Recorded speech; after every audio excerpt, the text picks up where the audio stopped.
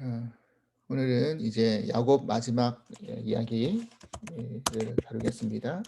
창세기 43장 1절로 15절 말씀입니다. 지금 우리가 지난 시간에 나누었을 때 이제 야곱이 하나님의 명령에 따라서 베델로 다시 올라가서 거기서 이제 제단을 쌓고 예배를 드리죠. 예배를 하죠. 제사를 드리고 예배를 드리죠. 그런 상황이 이제 끝나고 이제는 그 이후에 요셉의 이야기가 쭉 등장합니다. 그런데 이제 성경에 보면 그 스토리 전개상 이제 요셉의 어떤 이야기 부분들이 많이 차지하고 이제 다음 주부터는 요셉에 대한 이야기를 나누겠지만 사실은 야곱이 죽기까지는 야곱의 스토리예요. 그 야곱의 아버지의 범주 안에 아들의 이야기가 다 포함되어 있죠. 그래서 지금 창세기 47장, 48장까지 이제 야곱 이야기가 계속 죽기까지 쭉 전개가 되는 겁니다. 그런데 이제 지난 시간에 우리가 나누었던 것처럼 야곱 앞에서 이제 하나님께서 이제 결단코 이제 야곱의 어떤 삶에 개입하셔서 이제 적극적으로 베델로 돌아가라고 명령하신 것처럼 야곱을 더 적극적으로 하나님이 지금 야곱스러움을 내려놓게 만드시고 이스라엘로 지금 더 만들어 가시는 과정을 지금 해 나가시는 것이죠. 그래서 제가 지난 시간에 말씀드렸지만 야곱에게 있어서 진짜 가장 소중한 것들을 하나씩 이제 내려놓게 만드시고 잃어버리게 만드신다는 것입니다. 그래서 그때 야곱의 유모 리브가가 죽고요. 이 리브가의 위치와 야곱에서의 입장은 어땠다고 그랬습니까? 어,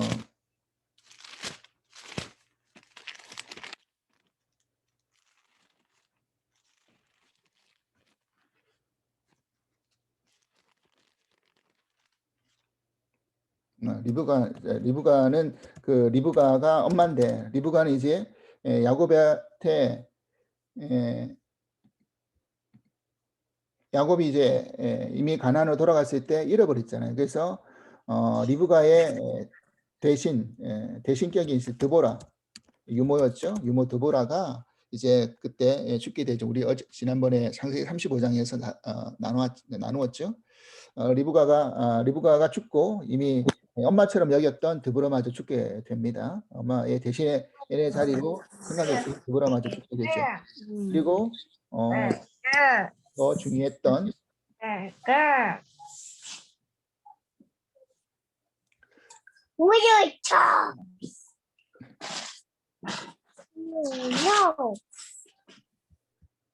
네, 그 다음에 누구였습니까? 정말 사랑했던 아내 라헬이 베냐민을 낳다가 죽게 되죠. 창세기 35장에. 그 다음에 또 있죠. 누가 죽게 됩니까? 아버지 이제 이삭이 35장에 생을 마감합니다. 그러니까 자기 곁에서 의지할 만하고 믿었던 그런 이들이 이제 다 떠나가게 되죠. 그런 일단 과정 속에서 이제 야곱이 이제 계속 만들어 가시는데 그 다음에 야곱에게서 또 누가 잃어버리게 됩니까? 바로 요셉이었죠. 근데 이 요셉의 입장, 그 요셉 이야기를 하기 전에 먼저 그 호세아 12장 2절에서 6절 말씀을 먼저 한번 살펴보겠습니다. 호세아서 12장 2절로 6절 말씀.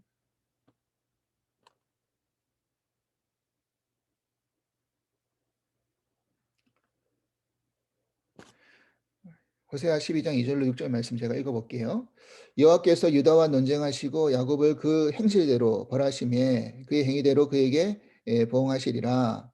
야곱은 모태에서 그의 형의 발 뒤꿈치를 잡았고 또 힘으로는 하나님과 겨루되 천사와 겨루어 이기고 울며 그에게 간구하였으며 하나님은 베델에서 그를 만나셨고 거기에서 우리에게 말씀하셨나니 여호와는 만군의 하나님이시라. 여호와는 그를 기억하게 하는 이름이니라.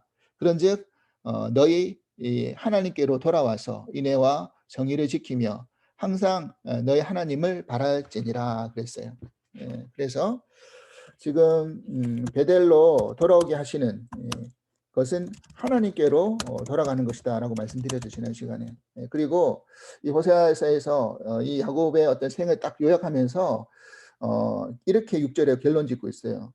그런즉 너희 하나님께로 돌아와서 뭐해라? 인애와 정의를 지키고 그 다음에 항상 하나님을 바랄지라 이랬죠.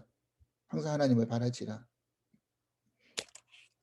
하나님을 바란다는 말이 무슨 말입니까? 하나님만 원한다는 거잖아요. 하나님만 바라보고 하나님만 원한다는 것이요. 그래서 하나님이 너에게 원하시는 그런 삶의 인애와 정의 그리고 항상 하나님만 바라보고 하나님만 바라는 그 삶을 하나님께로 돌아가서 살아라라는 거잖아요. 그러니까 하나님께로 돌아간다는 의미가 바로 그런 것이요. 하나님이 사실은 이런 삶을 살아낼 수 있게끔 만드실 거라는 겁니다.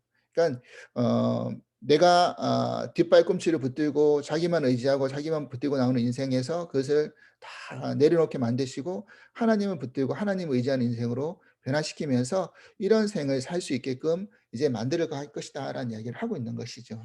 음. 그런 과정 속에서 이제 하나씩 하나씩 자기가 아꼈던 그런 사랑했던 이들이 이제 떠나가는 게 되어 버리고 있습니다. 그래서 이제 35장에 그런 잃어버린 아픔을 겪고 있는데 근데 정말 사랑하는 아들 요셉을 사랑했어요. 그래서 창세기 37장 3절에 보면 요셉을 어떻게 사랑했는지를 이렇게 간접적으로 표현하고 있는데 37장 3절에 이렇게 되어 있어요. 보면 요셉은 노년에 얻은 아들이므로 이스라엘이 여러 아들들보다 그를 더 사랑하므로 그를 위하여 채색옷을 지었더라 그랬어요. 여러 아들 중에서 요셉을 더 사랑했어요. 노년의 아들, 낳은 아들이다라고 했죠. 그렇지만 그거보다는 사실은 자기가 사랑했던 라헬이 낳은 아들이고 또 그 중에서는 막내격이죠. 뭐냐 베냐민이 태어나면서부터 이제 막내가 아니라 11번째 아들이 되었지만 그래도 막내격으로 요셉을 아낄 수밖에 없는 그래서 다른 형제가 구별에게 채색옷 나중에 요셉 때 이 옷에 대한 설명을 드리겠지만 이거는 그냥 아무나 입을 수 없는 입는 옷은 아니죠. 이 궁정에서 굉장히 높은 그런 관직이라든지 왕의 어떤 그런 족보 속에서 입는 옷이라는 거예요. 그만큼 구별되어졌어요. 그러니까 어릴 때 형제가 많은 집에서 여러분 아실 거예요. 보시면 만약에 형제 뭐 5, 6명 있는데 막내한테만 아주 좋은 옷, 정말 이쁜 옷, 비싼 옷 보통 막내는 어떤 입장입니까? 형들이 입었던 옷을 물려받는 그런 게 대부분이잖아요. 우리 때 보면 물려받은 옷 입고 그렇게 살아가는 게 대부분인데 형이 입었던 옷이 작아지면 동생이 물려 입고 동생이 또 작아지면 그 동생이 입고 이렇게 돼야 되는 게 맞는데 오히려 형들은 전혀 입지 못했던 채색 옷을 입혔다라는 그것 이것 자체가 형제 간에 갈등이 되고 또 아버지의 편애가 또 그런 문제가 생겨서 결국 형제를 통해서 요셉이 애굽의 노예로 팔려가는 역사가 일어나죠. 그런데 그렇게 팔아놓고서는 아버지한테 그 옷을 찢어가지고 보여주면서 요셉이 죽은 것처럼 그렇게 이야기한 겁니다. 그러니까 그 이야기를 야곱이 들었을 때 자기 옷을 찢으면서 눈물을 흘리면서 통곡을 하죠. 정말 사랑하는 아들 요셉을 잃어버렸다고 생각하고 야곱의 머리 가운데는 이제 요셉마저 이제 잃어버린 거죠. 라헬마저 잃어버렸고 요셉마저 잃어버린 그런 상황이 된 겁니다. 근데 이제 그 땅에 기근이 되죠. 기근이 들어가지고 오늘 이제 본문에 우리가 읽었던 45장에 나오는 본문 속에서 이제 그 전에 애굽으로 7년 흉년 7년 풍년 7년 흉년이 든다라고 했잖아요. 요셉이 꿈에서 나중에 근데 이제 7년 풍년 이후에 7년 대흉년이 들었어요.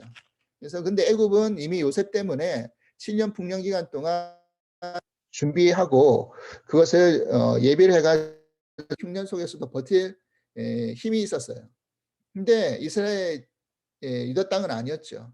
그게 어떤 예전에는 그 아브라함이나 이삭 때 가뭄이 들었을 때는 그 지역 안에서의 어떤 가뭄이었는데 이제는 그 지역 반경이 애굽에 마저 굉장히 넓혀졌던 것 같아요. 그러니까 애굽이 흉년이 들었다라는 것은 당연히 그 피해도 이스라엘도 못지 않았을 거라는 생각을 하게 되는 것이죠.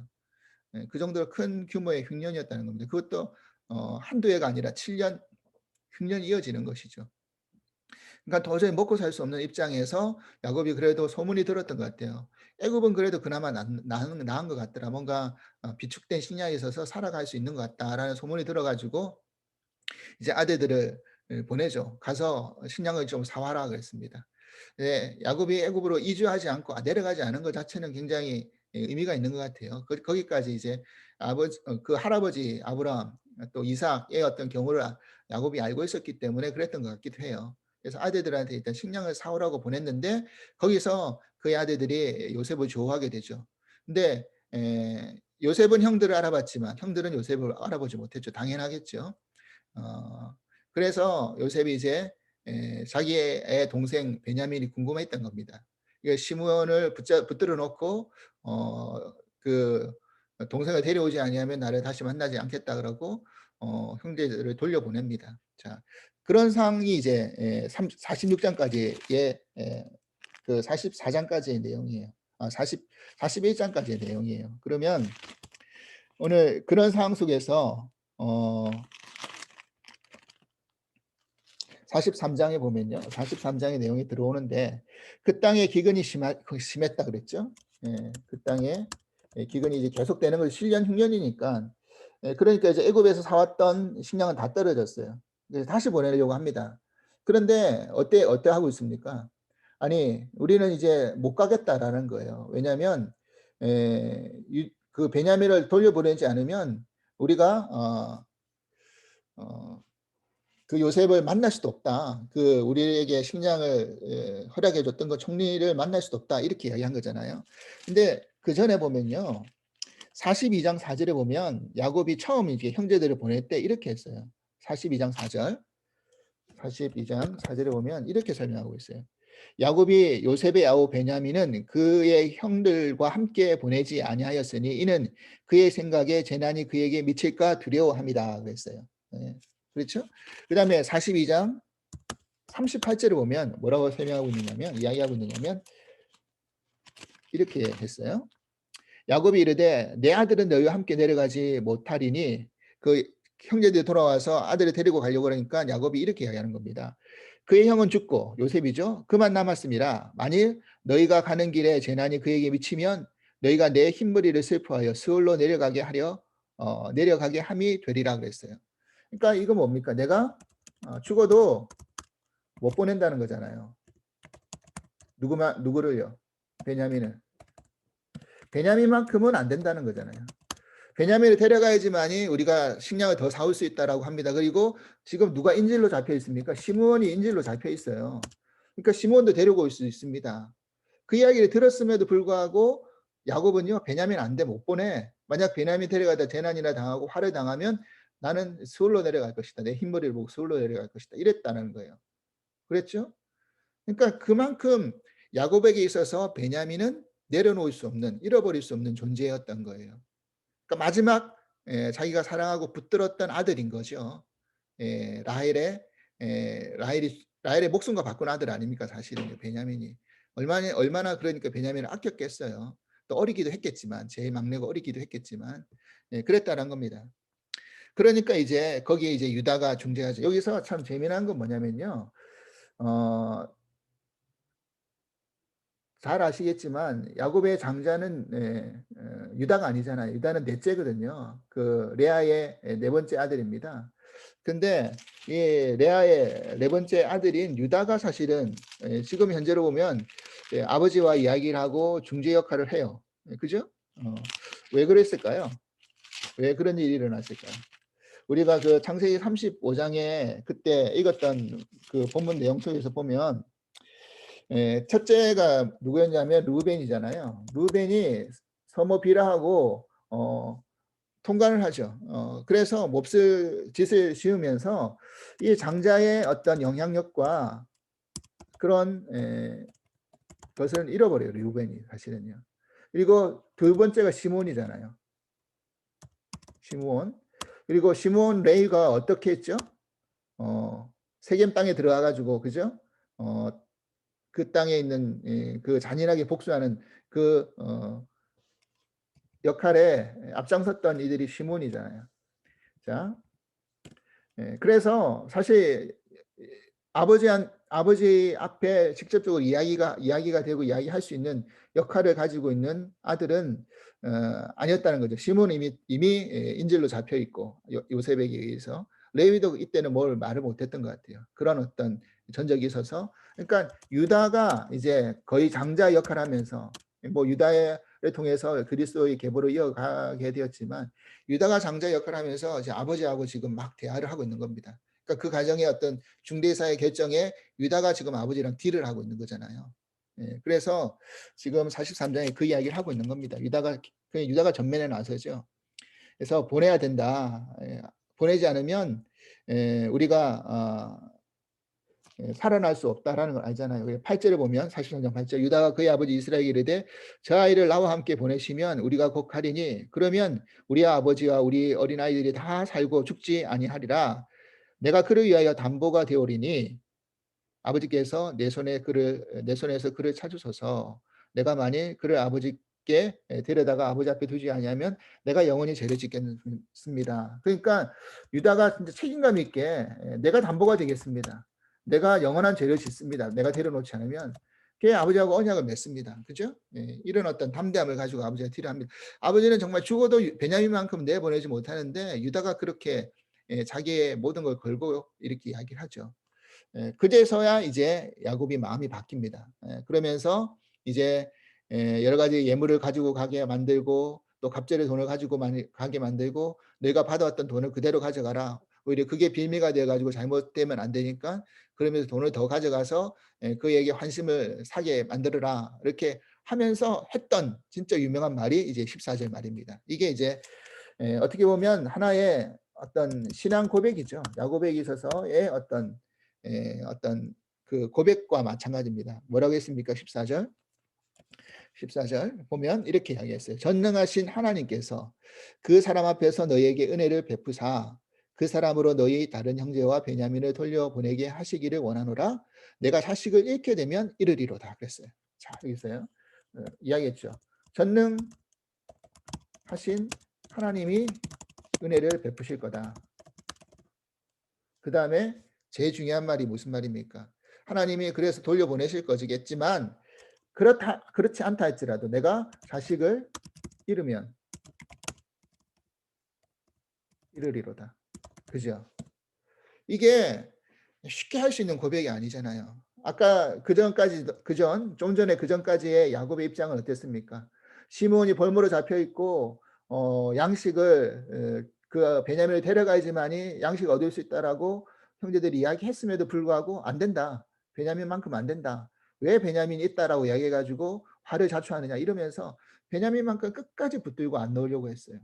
마지막 붙들었던 최후의 어떤 보루와 같은 그런 자식이 베냐민이었잖아요.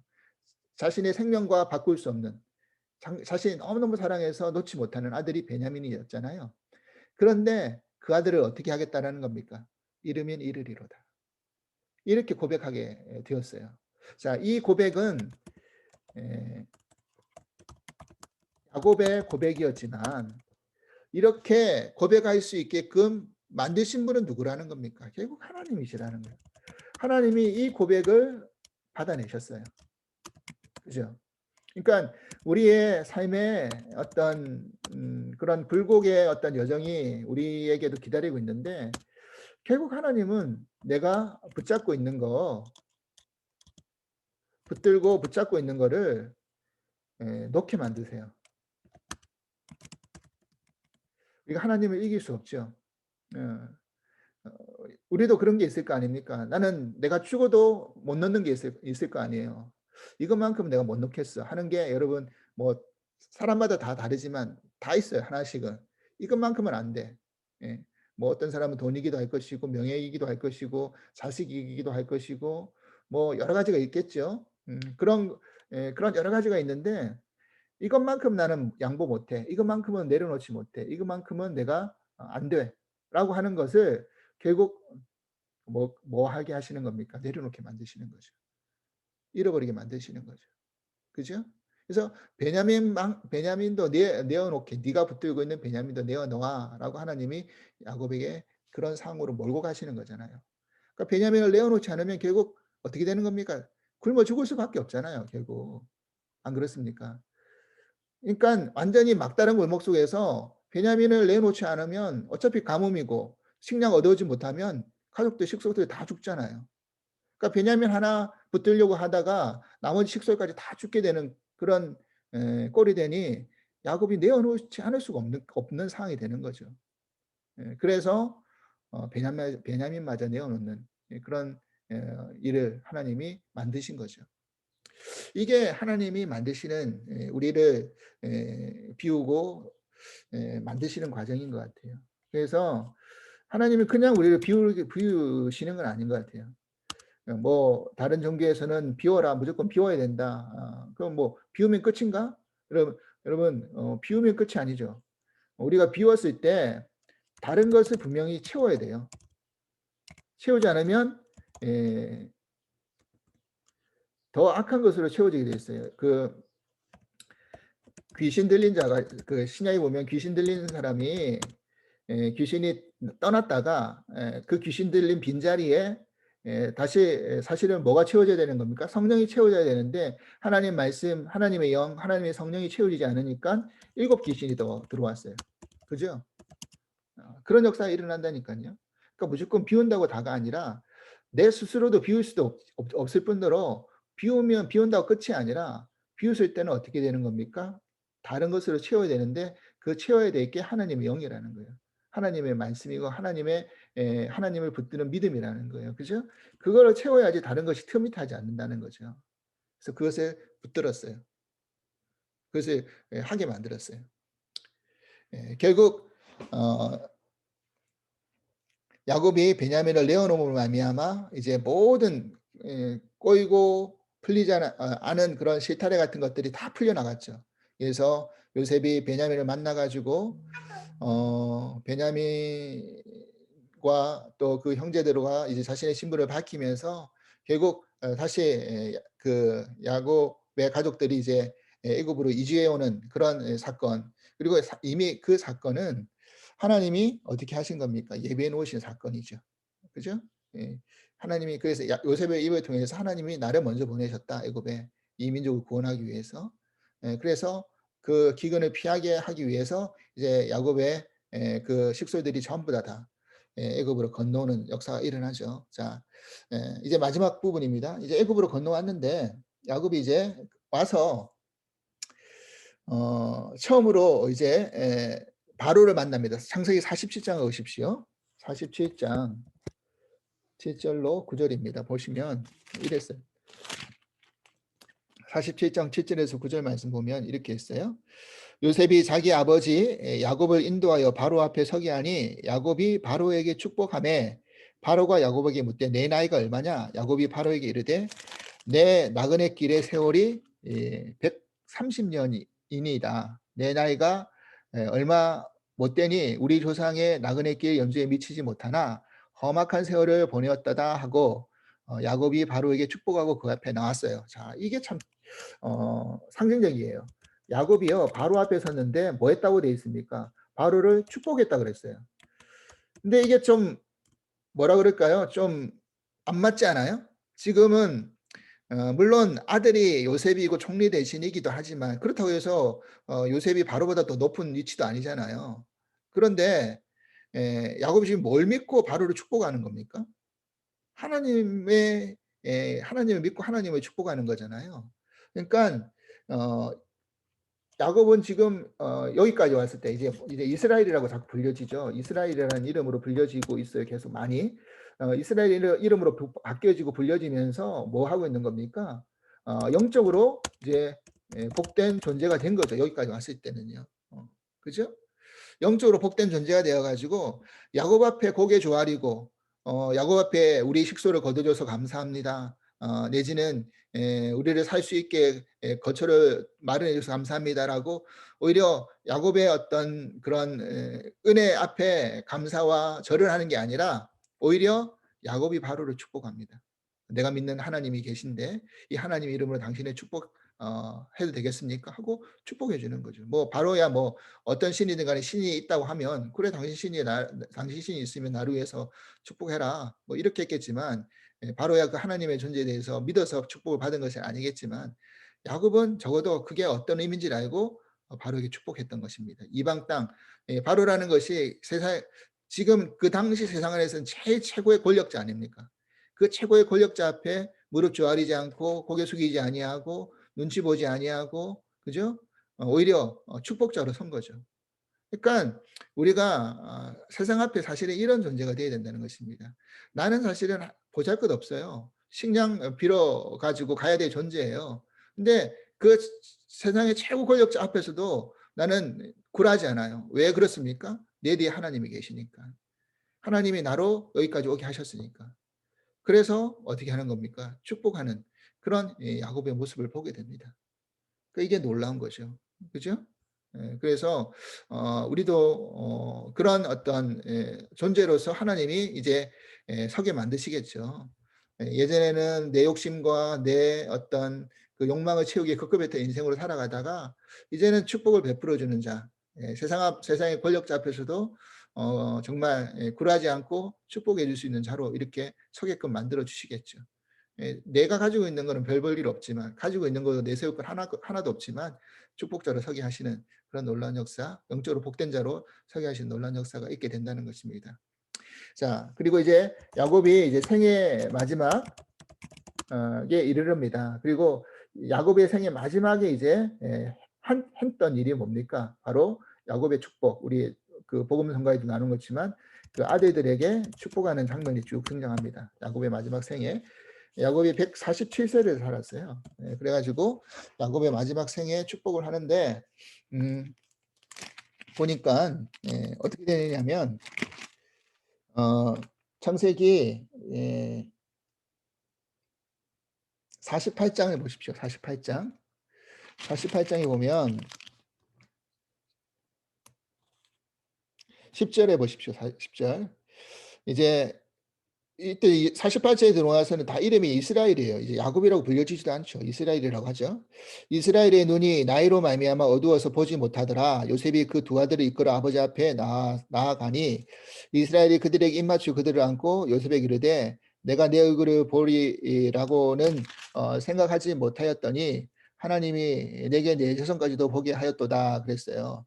요셉이 아버지의 무릎 사이에 두 아들을 물러나게 하고 땅에 엎드려 절하고 오른손으로 에브라임을 이스라엘 왼손을 향하게 하고 왼손으로 므낫세를 이스라엘의 오른손을 향하게 하여 이끌어 그에게 가까이 나아갔다 그랬습니다. 자, 요셉에게는 애굽의 땅에서 얻었던 두 아들이 있었어요. 누구였냐면 한 명은 므낫세였고요. 한 명은 에브라임이었어요. 그러니까 므낫세가 장자고 에브라임이 차자죠. 그래서 므낫세와 에브라임을 애굽 땅에서 사실은 이방의 그 애굽의 여인하고 결혼해가지고 낳은 아들들 아닙니까? 어떻게 보면 그 이방 문화와 섞였기 때문에 정식 어떤 족보로 인정받기에는 요셉의 입장에서는 뭔가 꺼리낌이 있었을 거예요. 그런데 야곱이요, 이 요셉의 아들 므낫세 에브라임을 어떻게 하냐면요, 야곱의 족보 가운데 집어넣어줘요. 그래서 이 두 아들이 통해서 이제 12지파가 완성됩니다. 그건 조금 이따 이야기하고 하여튼 그래가지고 이제 축복을 받게끔 야곱 앞에 데리고 나간 겁니다. 야곱이 마지막 이제 숨을 거두기 직전에 야곱 앞에 데리고 온 거예요. 그래서 당연하게 안수를 받을 때는 축복권을 받을 때는 오른쪽이 장자가 받아야 되고 왼손이 차자가 받아야 되는 게 원칙이죠. 이스라엘은 그 오른쪽이 우선이니까요. 그죠? 그래서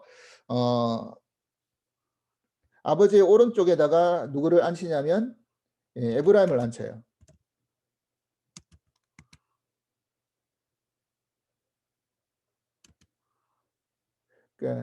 그러니까 아버지 오른쪽에 앉히려면 자기가 보는 쪽에서 왼쪽 방향에다가 에브라임을 앉히는 거겠죠. 이게 반대 방향으로 돼야 되니까 이거 오른쪽에 왼쪽에 므낫세 해야지만이 자기 방향에서 왼쪽에 므낫세를 앉혀야지만 아버지 오른손이 므낫세를 향할 거 아닙니까? 지금 야곱은 어떤 입장이에요? 눈이 어두워져서 안 보이는 입장이니까 그렇게 딱 야곱 입장에서 오른손으로 장자 므낫세를 안수할 수 있게끔 딱 놔뒀고요. 왼손으로는 에브라임을 안수할 수 있게끔 딱 그 앞에 무릎 꿇게 놔둔 겁니다.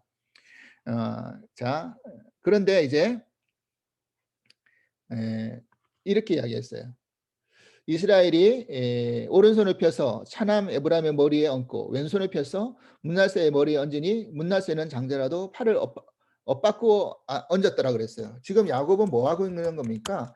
팔을요 엇바꾸어서,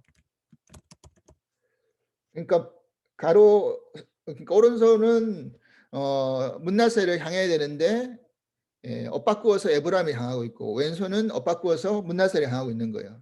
이 요셉의 의도와는 전혀 달라졌죠.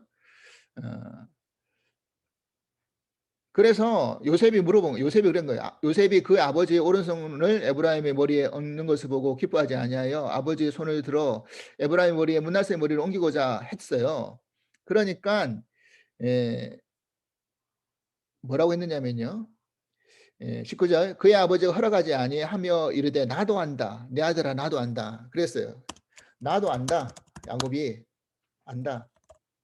그러니까 이건 뭘 의미하는 겁니까? 야곱이요 지금 눈이 어두워서 몰라서 지금 므낫세와 에브라임을 다르게 축복해 주려고 했던 게 아니라는 거잖아요. 어두워가지고 안 보여가지고 손을 엇바꾸어가지고 므낫세 에브라임을 바꿔서 이렇게 축복하려고 한 게 아니라는 거잖아요.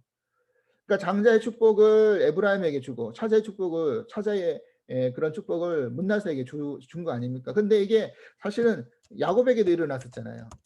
원래는 에서가 장자의 축복권을 얻어야 되는데 야곱이 받았고요. 야곱이 그 과정 속에서 사실은 이삭 눈이 보이지 않은 이삭을 속인 거 아닙니까? 속여서 축복을 따낸 거 아닙니까? 그런데 야곱은요 실수하지 않았어요. 눈이 보이지 않았지만 육적인 눈이 흐렸지만 영적인 눈은 흐리지 않았어요.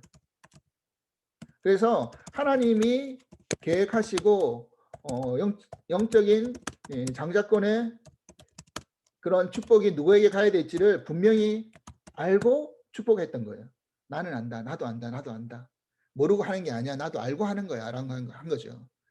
그러니까 이 모습은 결국 뭘 이야기하는 거냐면 야곱이 마지막 생의 마지막에까지 갔을 때까지 영적으로 흐려지지 않았다. 영적인 어떤 그런 복된 존재로서의 흐려지지 않았다. 분명한 어떤 그런 것을 가지고 있다라는 걸 이야기하고 있는 거잖아요. 그러니까 하나님이 이제 야곱의 생의 마지막 부분을 조명하고 있는데 지금 야곱을 거기까지 만들어 나가시는 거죠. 세상의 권력자 앞에 축복자로 서게 만드시고 마지막 이제 하나님의 부르심 앞에서도 아들들의 축복할 때 그가 영적으로 흐리지 않고 하나님의 뜻하신 바대로 분명하게 축복권을 주는 그런 모습. 그래서 이것이 신학자들이 뭘 상징하는 거냐라고 이야기하느냐면요. 실수를 통해서도 하나님이 그 이삭의 실수를 통해서도 야곱이 그런 어떤 축복의 영적인 축복권을 이어서 하나님의 언약을 이루어 간 것처럼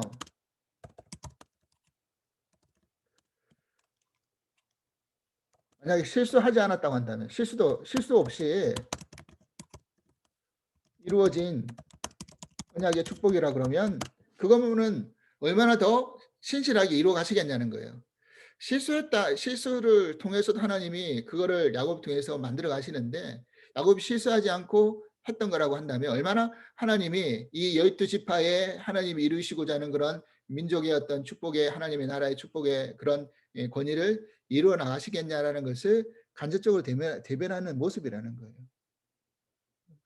신실하게 하나님이 이루어 가신다는 것. 이것을 우리들에게 보여주고 있는 것이죠. 그래서 야곱이 그렇게 나머지 아들들과 요셉의 두 아들 므낫세와 에브라임을 축복하고 그렇게 이제 생을 이제 마무리를 짓습니다.